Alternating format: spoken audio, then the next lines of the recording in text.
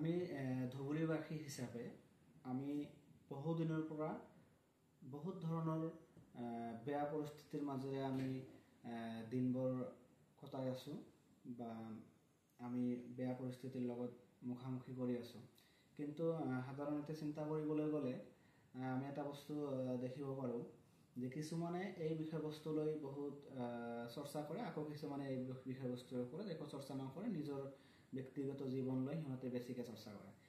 কিন্তু চবেই যদি আমি নিজৰ ব্যক্তিগত জীৱনলৈ চৰ্চা কৰিবলৈ আৰম্ভ কৰোঁ তেনেহ'লে সমাজৰ কথা কোনে চিন্তা কৰিব? যিহেতু সমাজ এটা মেণ্ডাটৰী বস্তু, আমাৰ লাগিবই। সমাজত যিহেতু আমি বসবাস কৰোঁ, তাতে যদি সমাজ ব্যৱস্থা বা সমাজ যদি নাথাকে, এজন আনজন বা কিবা এটা লিডাৰৰ কথা যদি আমি সকলোৱে নামানো বা কিবা এটা মুৰব্বীৰ কথা যদি আমি সকলোৱে নামানো, তেনেহ'লেতো আমি এই পৃথিৱীত সুশৃংখলভাৱে আমি বসবাস কৰিবলৈ সক্ষম নহওঁ।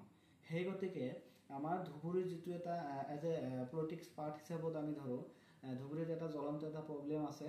সেইটো প্ৰব্লেম হ'ল আমাৰ এটা ফ্ৰেছ এণ্ড অনেষ্ট এণ্ড মৰালিটি থকা এটা লিডাৰ আমাৰ লাগে। সেইটো হওক আমাৰ পাৰ্লিয়ামেণ্টত যাব লাগে বা সেইটো হওক আমাৰ বিধানসভাত যাব লাগে বা এছেম্বলিত যাব লাগে। যেনেকুৱা মই এটা কথা কৈ আছোঁ, বিগত 3টা টাৰ্মছ মানে 15 বছৰ আমাৰ বৰ্তমানৰ এক্স-MP মৌলানা বদৰুদ্দিন আজমল ডাঙৰীয়া আছিল। সিহঁতেও আমাৰ নগাঁও বা হোজাই তাৰ মানুহ। আজিৰ দিনত যি MP হৈ আছে এও মানে তাৰে মানে বাসিন্দা। তো দুৰ্ভাগ্যজনক কথা, ইমান বৃহত্তম এখন জিলা বা ইমান শিক্ষিত বা উচ্চ শিক্ষিত মানুহ আমাৰ ইয়াতে বসবাস কৰি আছে। কথাটো এনেকুৱা নহয় যে সিহঁতে ৰাজনীতি কৰিব নোৱাৰে বা সিহঁতে ৰাজনীতিৰ বিষয়ে একো নাজানে বা ধুবুৰীত এনেকুৱা মানুহেই নাই। কথাটো এনেকুৱা নহয়। হয়তো আমি কিবা বেড পলিটিক্স বা কিবা পাৰ্টিকুলাৰ কিবা ইছ্যুৰ কাৰণে আমাৰ পৰিস্থিতিটো এনেকুৱা হৈ আছে। কিন্তু এজ এ ধুবুৰীয়ান হিচাপে মই এটা কথাই ভাবোঁ যে আমাৰ যি জ্বলন্ত প্ৰব্লেম, যিবোৰ সমস্যা আমাৰ ওচৰে পাজৰে বা আমাৰ সমষ্টিত বা আমাৰ এৰিয়াত আছে, এইবোৰৰ কথা আমাৰ বেলেগ ঠাইৰ মানুহে যেনেকুৱাকৈ গম পাব, আমি ওচৰে পাজৰে থকা বা আপুনি ধুবুৰীয়ান হিচাপে আপুনি যিমানখিনি গম পাব সিমানখিনি গম বেলেগ ঠাইৰ মানুহে নাপায়। এইটো কেনেকুৱা হৈছে, নিজৰ মানে দায়িত্বটো যদি বেলেগে দি থৈ দিওঁ আৰু আমি মনে মনে কল্পনা কৰি থাকোঁ যে সেইটো সিহঁতে ভালকৈ কৰিব। যেনেকুৱা আমি কণ্ট্ৰেক্টৰ পৰা যেনেকুৱা বেলেগৰ ঘৰ বা বেলেগৰ কিবা কাম ল'লে যেনেকুৱাকৈ খৰদৰকৈ বা কিবা কিবিকৈ কৰি থৈ আহে, কিবা নহয় কিবা এটা ভুল বা কিবা নহয় কিবা এটা গাফিলতি বা কিবা নহয় কিবা এটা বস্তুৰ কমতিকেই সেইটো কাম কমপ্লিট কৰে। ঠিক তেনেকুৱা আমাৰ যিহেতু এৰিয়া, আমাৰ অঞ্চলৰ কথা, আমাৰ অঞ্চলৰ সমস্যাৰ কথা আমি যিমানখিনি গম পাওঁ, আমি যিমানখিনি মাত মাতিম, আপুনি যিমানখিনি মাত মাতিব, সিমানখিনি মাত কিন্তু বেলেগ ঠাইৰ মানুহে নামাতিব।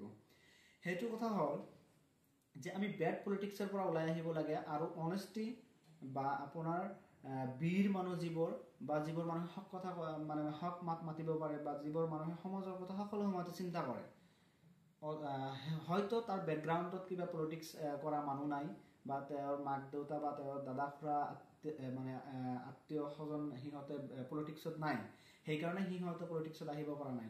মোৰ এইটোৱে কথা যি আপুনি মই ৱৰ্ল্ড ৱাইড হিচাপত দেখিব পোৱা নাই, অকল অল ইণ্ডিয়া হিচাপত চাওক, নট অনলি কমিউনিয়েলভাৱে মই সকলো পাৰ্টিৰ প্ৰতি লক্ষ্য ৰাখিবলৈ আহ্বান কৰিলোঁ।